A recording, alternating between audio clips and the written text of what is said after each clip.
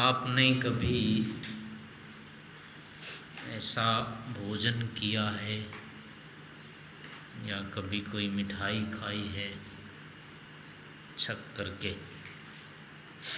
जिसकी तैयारी 15 दिन 1 महीनों पहले से हो रही थी? तो अभी इसमें विचार करने का फिर ये होता है, वही वस्तु जिसकी हम योजना 15 दिन से बना रहे थे ग्रहण करना है और 15 दिन 1 महीने बाद वो हो गया, मिल गई। तो अब यहाँ देखना है उसमें कि वो जो मिला तो वो क्या मिला। अब उसकी क्या स्थिति है, अब क्या मिल रहा है उसके मिलने से।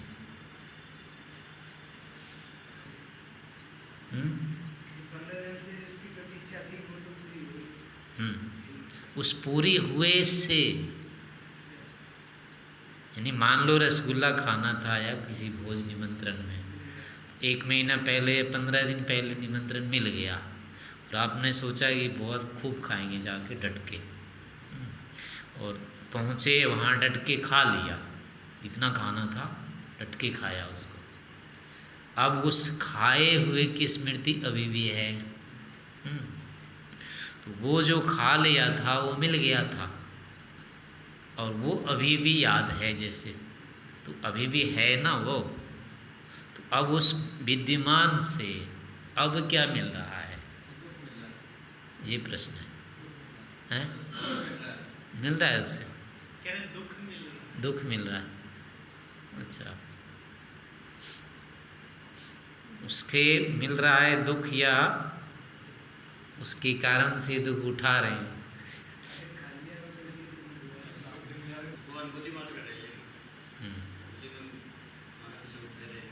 हाँ, तो ऐसे ही जैसे एक विषय में हुआ, भोजन के विषय में, रस के विषय में हो गया, ऐसी अनुभूतियाँ रूप में भी होगी किसी किसी विषय की, जिसको देखने के लिए अपना तड़प रहे थे, छटपटा रहे थे, टिकट ले रहे थे महंगी से महंगी, या और कोई योजना कर रहे थे और वो देखने को मिल गया। फिर तो वो देखा हुआ अब याद है, तो वो देखा हुआ फिर अब कुछ कर रहा है कि नहीं कर रहा है।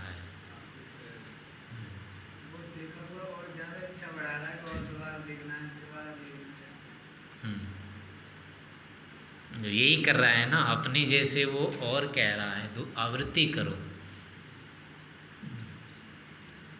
आवृत्ति करने के मतलब वो उपलब्ध कराओ, उससे कुछ नहीं हो रही है, उसके कारण अब हम हो जाते हैं निश्चिंत, अब नहीं करना है, तब होती उपलब्धि। हो जो तो कर लिया, जैसे स्नान कर लिया थोड़ी देर के लिए, तो स्नान करने के बाद दोबारा नहीं होता है ना ज़रूरत, और स्नान कोई पूछेगा स्नान कर लो, मैंने तो कर लिया, प्रातःकाल कर लेते हैं, कोई दोपहर को स्नान कर रहा है कहते कर लो स्नान, तो कह देते हैं ना कि स्नान मैंने कर लिया, यानी उस स्नान का लाभ दोपहर को हो रहा है, अभी दोबारा नहीं करना पड़ रहा है, इसको लाभ कहेंगे। और दोबारा यदि करना पड़ रहा है तो स्नान तो गया हो, फिर वो स्नान में नहीं आएगा, संग्रह नहीं हुआ वो लाभकारी में अब नहीं गिनेंगे उसको, अब वर्तमान में लाभ वो दे रहा है ऐसा नहीं कहेंगे। तो जो भोगों की स्थिति है वो ऐसी होती है, किसी भी स्तर के भोग को भोग लिया जाने के बाद वो आगे वो भोग कोई लाभ नहीं देता है।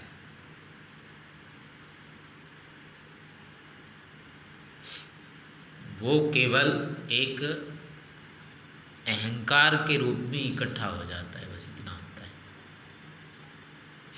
जितनी अनुभूतियाँ हम करते जाते हैं, जितनी अनुभूतियाँ करते जाते हैं उसके संस्कार बनते जाते हैं, और उन संस्कारों के आधार पर अपने को हम मानते जाते हैं, इतने बढ़ गए इतने बढ़ गए। अपने को बड़ा करते जाते हैं, लेकिन वस्तुतः होते नहीं है बड़ा उससे, क्योंकि वो आई हुई वस्तु तो फिर और कह रही है कि मेरे लिए और लाओ, मेरे जैसे ही लाओ। फिर तू किस काम का? किसी को हाँ वो काम करते हैं ना, मैंने ये किया है। आपने ताजमहल देख लिया मान लो और बात चली, तो जिसने अभी नहीं देखा है वो तो छटपटाने लगेगा, ऐसे मैंने तो देखा ही नहीं है। जिसने नहीं देखा उसको लगने लगेगा कि मुझे भी देखना चाहिए। किसी स्थान का भी वर्णन करने लगेंगे ना देखे हुए का, तो दूसरे को लगने लगता है, अपने को कोई वर्णन करता है अगर हमने नहीं देखा है तो लगने लगता है हम भी देख लें इसे, लेकिन जिसने देखा हुआ उसको नहीं लगता है, वो उसकी बात से कुछ भी नहीं होता उसको। अब ये चाहे जितना ही बढ़ा चढ़ा करके करे वर्णन, उसको और उल्टा लगता है, देखो गा रहा है बस, वहाँ तो ऐसा कुछ है ही नहीं, ये अपना कर रहा है। उस नहीं देखा उसको लगेगा अच्छा इसने देख, मैं भी देखूं उसको, लेकिन जिसने देख रखा है उसको नहीं लगेगा। तो जिसने नहीं देखा है ना, वो उसको इसलिए नहीं लग रहा है कि मैंने नहीं देखा है, उसको लगता है अच्छा इसने देखा है और मैंने नहीं देखा।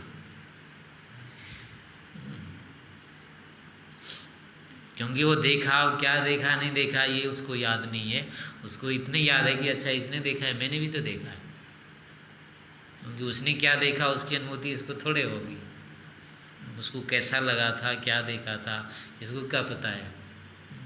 इसको तो अपनी याद होगी, हाँ मैंने भी देखा है, तो उसको ये लगता है कि मैंने भी तो देखा है, तो यानी उसकी बात का अब इसको प्रभाव नहीं होता है, उसको नहीं लगता है ये मुझे दबा रहा है, मेरे से ऊपर जा रहा है, बढ़ रहा है मेरे से। लेकिन जिसने नहीं देखा है वो ये मानता है अच्छा इसने देखा, मैंने तो देखा ही नहीं, समझ लो ये तो बहुत बड़ा है।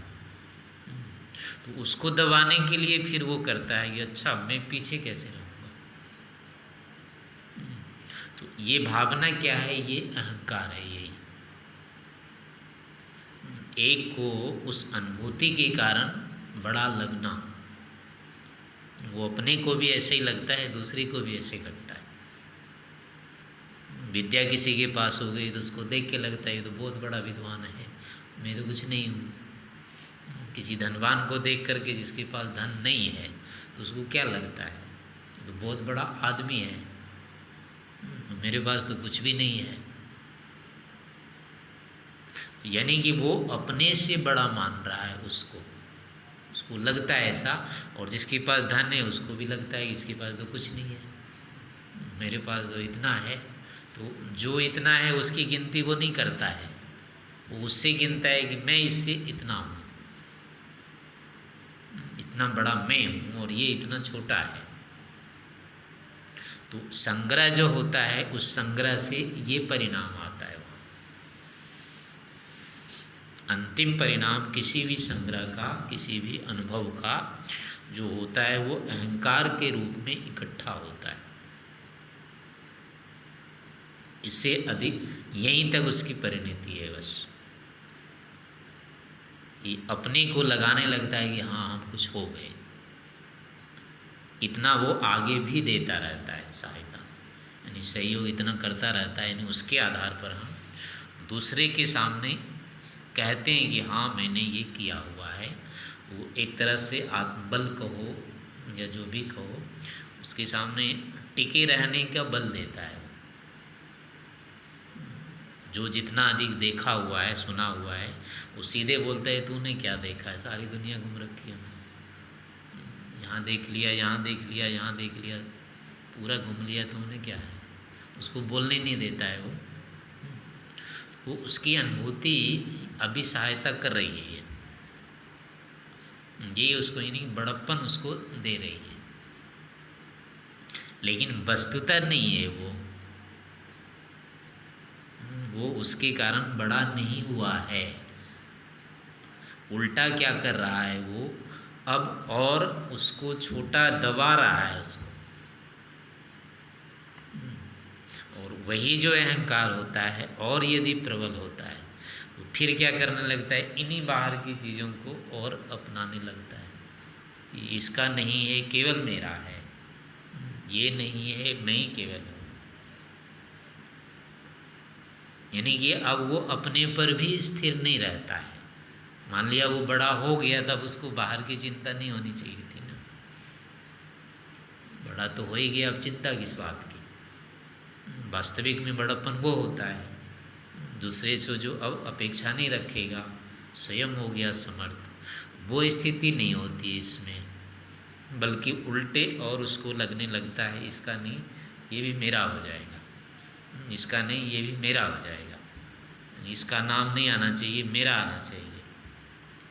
तो प्रत्येक क्षेत्रों में नहीं, धन के विषय में किसी का है तो अब जो अधिक धनवान है वो नहीं चाहता है कि ये इसके पास ये धन रहे, वो चाहता है ये भी मेरे अधीन हो जाए, इसका नहीं रहे। इस कारण से अब जितना जितना जिसके पास अहंकार होता है, अत्यधिक मात्रा होने पर अब उसका फिर वो लोक में ही प्रयोग करने लगता है, लूटने में, दूसरे को दबाने में, छीनने में। यानी कि वही है जिससे वो बढ़ा था उसी चीज़ को और वो छीनने लगता है, दूसरे से इकट्ठा करने लगता है। तो ये जो अहंकार होते हैं जितने भी संचित होते हैं, चाहे ये धर्मपूर्वक हो या अधर्मपूर्वक हो, इसकी परिणति फिर यही होती है कि वो और चीज़ों को जोड़ने के लिए प्रेरित कर देते हैं। तो इस रूप में क्या है कि इसका अब आत्मा की दृष्टि से कोई नहीं महत्व है, वो तो जहाँ का वहीं खड़ा है। पहले जब बिल्कुल नहीं अनुभव किया था तो भी गिरा हुआ था, इनके पीछे ही भाग रहा था, ये हो जाए किसी तरह से, मिल जाए मिल जाए मिल जाए। अब जब मिल गया उसके बाद फिर अब इनके पीछे फिर लगा है ये भी मिल जाए, ये भी मिल जाए। तो वो पहले जैसे था अभी भी वैसे ही है, वो स्थिर नहीं हुआ। जो होना चाहिए था कि अब तो कुछ नहीं, तो इससे ये होता है कि वस्तुतः नहीं मिलता है, मिल जाना चाहिए। मिला होता तो वो कहता बस अब और नहीं चाहिए, मैं तो हो गया। तो जितने भी लौकिक हैं, प्राकृतिक हैं, जितने भी ये अनुभव होंगे, पहले केवल ये स्मार्त रूप में अपने पास इकट्ठे होते हैं और उस स्मृति के साथ साथ फिर ये अहंकार के निर्माण में सहयोग करते हैं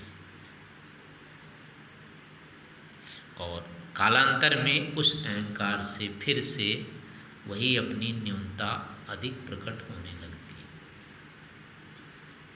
जो पहले थी जैसी स्थिति वैसी होने लगती है, क्योंकि अब बाहर की चीज़ें तो प्रत्यक्ष है कि वो तो आनी नहीं है। जो आना था वो तो वही आया था अधिकतम निकट, बाहर वाली चीज़ें तो वैसी भी नहीं आएगी, वो तो बाहर ही रहना है, अपने से अलग ही रहना है, उस पर तो पूरा अधिकार होगा ही नहीं।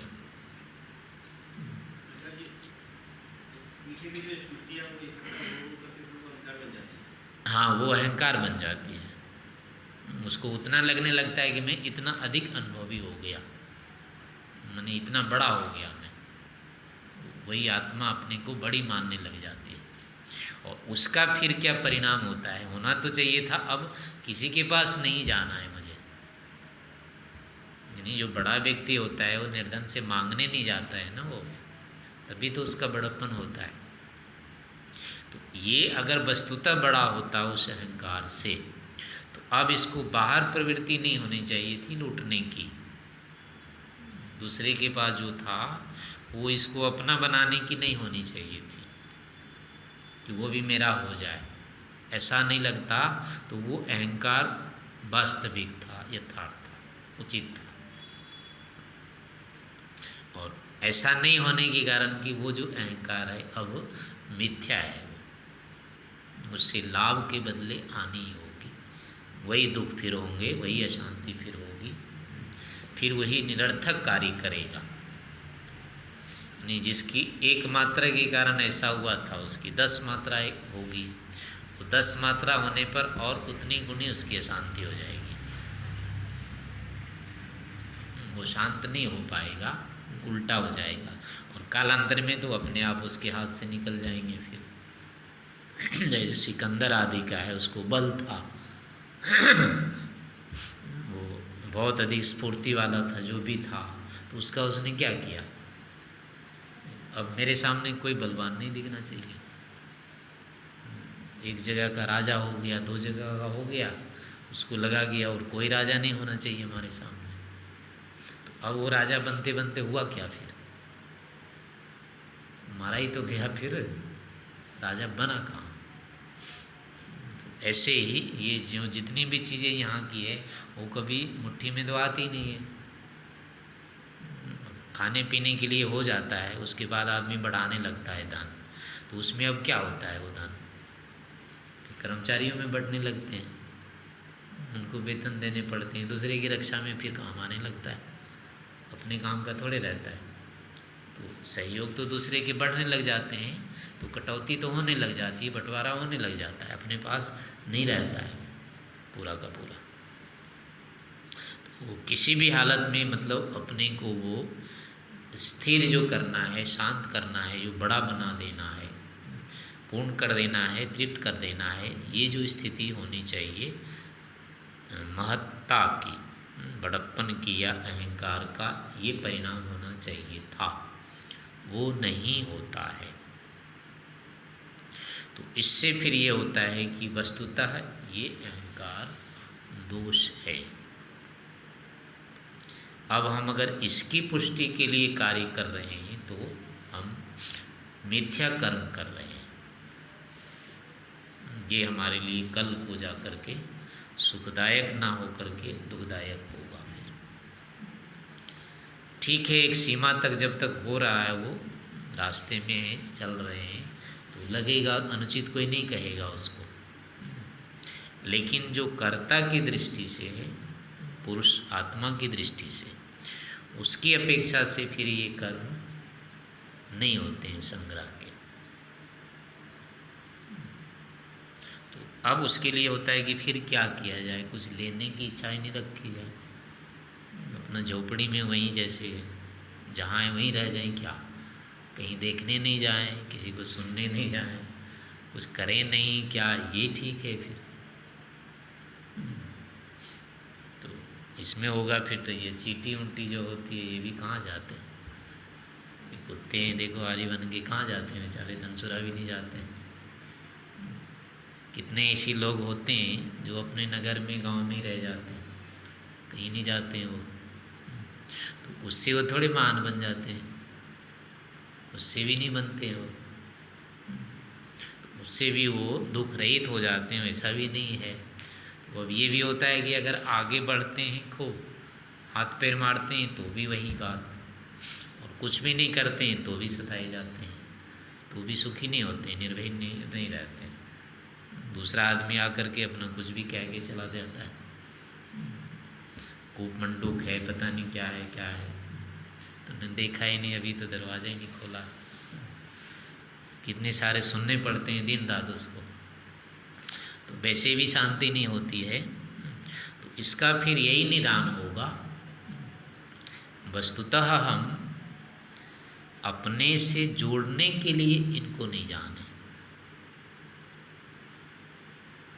ये भी हैं, इनका भी स्वरूप है, हमारा भी स्वरूप है, हम जान सकते हैं, ये ज्ञात होते हैं, इस कारण से हम इनको जानने के लिए संबंध करेंगे। फिर दूसरी बात है कि जितना विहित है, यानी कि जितने से अपने और दूसरे को सुख होगा, दुख नहीं होगा, उतना फिर इकट्ठा करने में बाधा नहीं है, उतना इकट्ठा करना चाहिए, उतना संग्रह भी करें, तो इससे अपने को ना दूसरे को नहीं बाधा होगी, क्योंकि उतना स्वाभाविक है, संग्रह करने में भी कोई बाधा नहीं है, क्योंकि वो जानते हैं कि अपने में नहीं होगा और इतना अपने आप मिलेगा ही। जैसे कहीं भी यहाँ से जा रहे हैं रोजड़, कोई व्यक्ति उधर से आ रहा है रोजड़ से, तो चौक पर तो अपने आप मिलेंगे, तो रास्ता यही है, अगर उनको कहें या नहीं कहें आ जाना, वो तो आएगा तो उधर से आ रहा है, इधर से जा रहे हैं तो मिलेंगे मिलेंगे। वो मिलने की ज़रूरत नहीं है, उसमें कहने की ज़रूरत नहीं होती है, फिर भी मिलते ही हैं। तो ऐसे यहाँ पर भी नहीं इच्छा रखेंगे वो तो तब भी मिलेंगे। अगर वो भी है हम भी हैं, वो तो टकराने ही टकराने हैं। उनको ज़रूरत नहीं है कि मिलो ही, नहीं चाहने पर भी मिलेंगे वो। तो उस रूप में यदि मिलते हैं तो कोई बाधा की बात नहीं है। ये भी संसार सदा रहता ही है, हम भी सदा रहते ही हैं, ईश्वर भी सदा रहते ही हैं।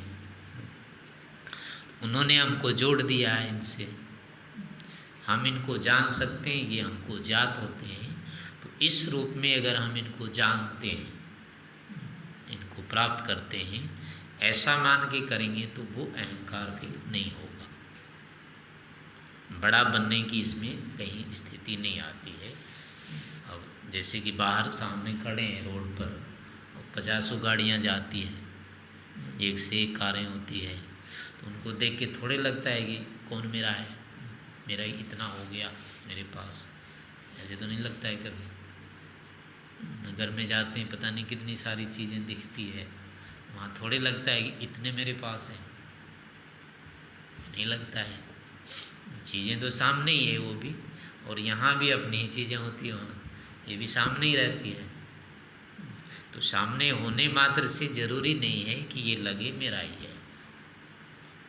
नहीं होने पर भी, मेरा नहीं लगने पर भी वो चीज़ सामने रहती है, जाती नहीं है। तो ऐसे यहाँ पर भी है कि हम भी हैं, ये भी हैं, तो ये तो रहेंगे ही रहेंगे। इस दृष्टि से फिर ये जानने में भी इनको बाधा नहीं है कुछ। ऐसे करके इनको जानना भी चाहिए, ऐसे जितना इकट्ठा किया जा सकता है, यानी उससे हमको हानि नहीं होती है, लाभ भी होना है, सुख होना है, अपने को भी दूसरे को भी। क्योंकि हर कोई बराबर इकट्ठा भी नहीं कर सकता, हर कोई बना भी नहीं सकता। जिसके जिसके अनुभव जितने अधिक अधिक होते जाएंगे, निर्माण भी वही उतना कर पाएगा, व्यवस्थित भी उतना ही वही कर पाएगा, उत्पादन भी वही उतना कर पाएगा। तो ऐसे ज्ञान बढ़ाने से कर्म भी बढ़ेंगे।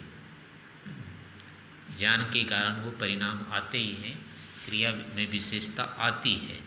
तो अनुभव बढ़ रहा है तो कर्म भी बढ़ा रहे हैं, उसमें कोई बात नहीं है। इस रूप में अगर बढ़ाते हैं क्षेत्र को तो कोई बाधा नहीं है,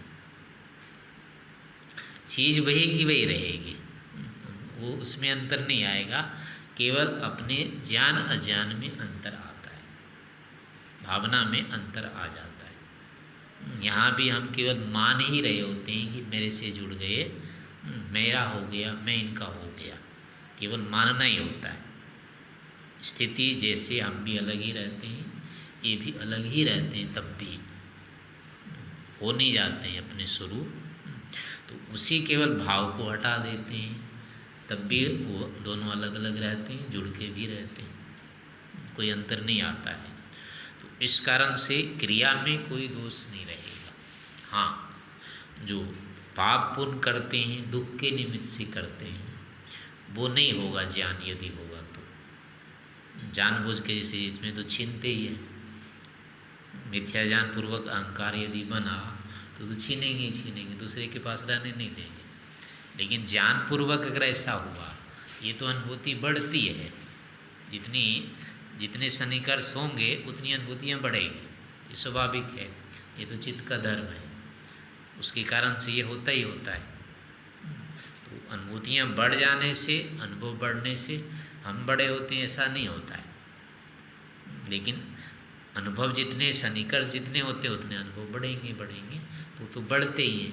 ऐसा मान करके अगर कहते हैं कि हमारे पास अधिक ज्ञान है तो उसमें कोई बाधा नहीं, और उसके स्तर पर व्यवहार करते हैं तो भी कोई दोष नहीं आएगा। तो ऐसे करके इन चीज़ों के साथ जिनको हम व्यवहार में प्रयोग करते रहते हैं, जिनके लिए कभी विशेष लालसा होती है, जिसके लिए विशेष निराशा होती है, जिसके लिए विशेष योजना बना रहे हैं, तो उन चीज़ों के बारे में फिर इस प्रकार से विचार करना चाहिए कि अंततः इनका क्या परिणाम होगा, कितना हमारे लिए उपयोगी है, कितना हमारे लिए अनुपयोगी है। इस प्रकार से सोचना विचारना चाहिए।